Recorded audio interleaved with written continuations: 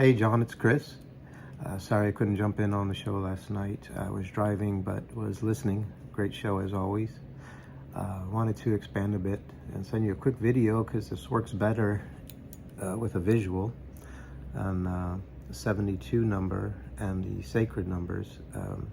But I'm sure Mr. Farrow is going to explain and go into greater depth about that. I'm sure it's going to be a fascinating show. Looking forward to it.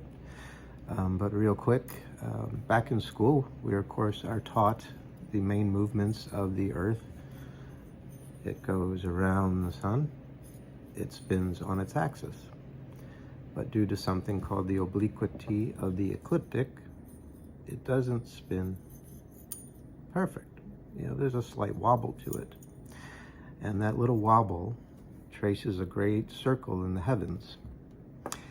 And it takes 25,920 years, thereabouts, to complete one full wobble. And if you divide that circle into 360 degrees, you get 72 years per degree. And what that means on Earth here is that from our perspective, the stars are not fixed in the sky. Take the North Star, which we think is, is fixed, it is always there, it's constant, but it's not really. It moves ever so slightly, and it will not always be the North Star. There were other North Stars in the past. Thuban was one, Vega is another, and our own star Polaris currently sits in the north, but it will shift from our perspective, and it will, at some point, it will not be in the north. Or it won't be precisely in the north, but it will again when that circle is completed, every 25,920 years. So let's take this gyroscope for an example. Let's set it spinning. Let's say this is the Earth spinning on its axis.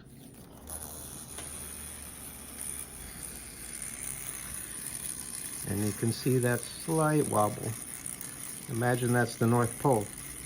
Now imagine you're sitting at the North Pole with a laser pointer, and that the sky above you, the night sky, is a giant blackboard. If you were to point that laser pointer straight up, it would create this great circle in the sky.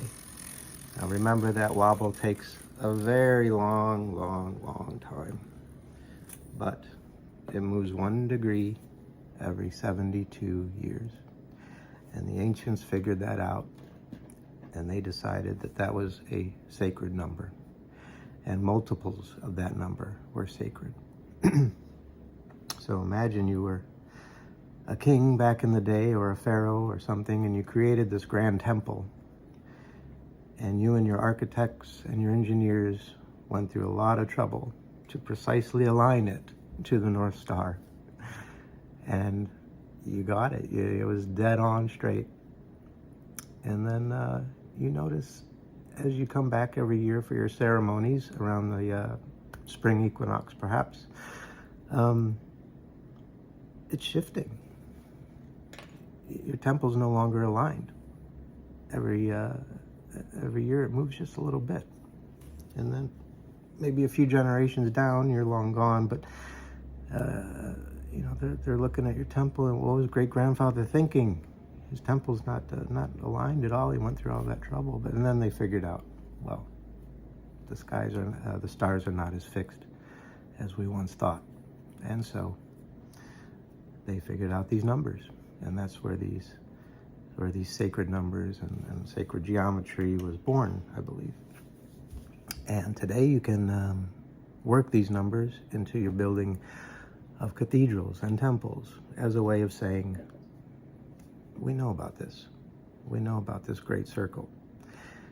And if you know it, you can predict how the skies are going to look down the road. You can also figure out what the skies looked like in the past. And with this knowledge, if you know what the next pole star is going to be, this can seem like make you like an oracle of some sort, a prophet. This person knew how the skies were going to change, and so this was great knowledge to have.